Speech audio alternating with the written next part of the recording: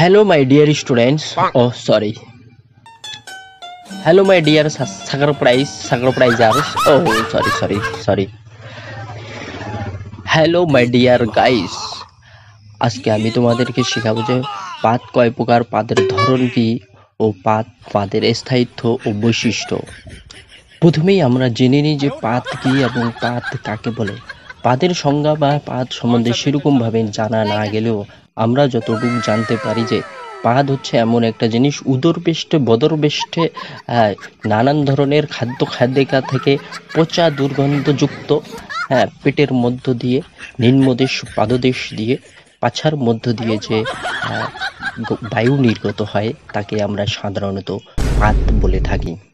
পাত বিভিন্ন ধরনের হতে পারে, অনেক ধরনের পাত আছে যেগুলো আমরা দেখতে পাই। তাদের মধ্যে কয়েকটি উল্লেখযোগ্য পাত হচ্ছে যেমন ঢুস পাত, তারপরে আছে ফুস পাত, ঝোল পাত এবং কুষ্টিয়া পাত।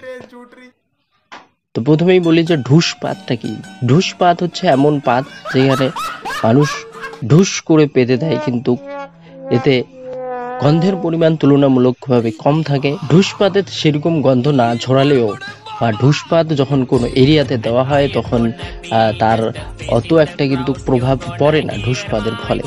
আর ঢুসপাতের শুধুমাত্র আওয়াজটাই বেশি হয়, কিন্তু এখানে গন্ধ খুবই কম। তারপরে আছে ঝোলপাতও অনেকটা ঢুসপাতের মতোই।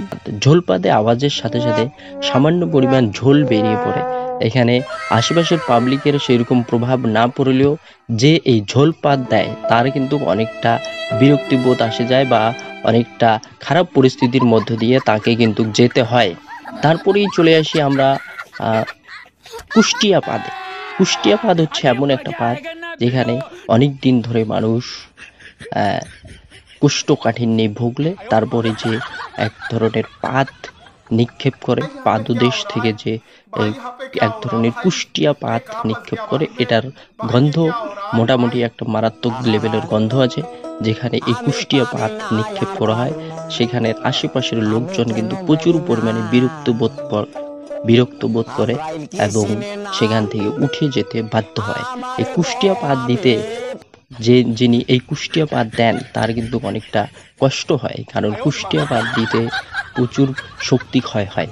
সবশেষে থাকছে ফুসপাত। ফুসপাত হচ্ছে এমন একটা পাত অনেকটা হচ্ছে পরমাণু বোমার মতো ফুসপাত আক্রমণ করে। এর স্থায়িত্ব এবং দীর্ঘায়িত্ব বেশি।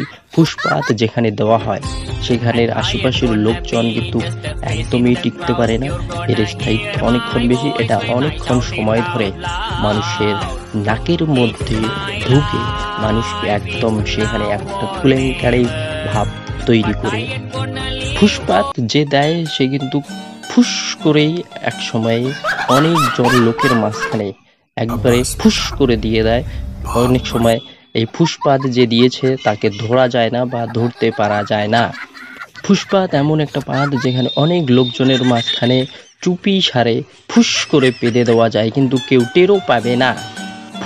ফুসপাতের গন্ধ মারাত্মক ধরনের হয় এবং এই গন্ধ অনেক দূর পর্যন্ত ছড়িয়ে পড়ে এবং অনেকক্ষণ ধরে মানুষের নাকের মধ্য দিয়ে ভিতরে ঢুকে একদম উদরপৃষ্ঠ দিয়ে বদরপৃষ্ঠে ঘর ধরে নিয়ে ছড়িয়ে পড়ে দেয়।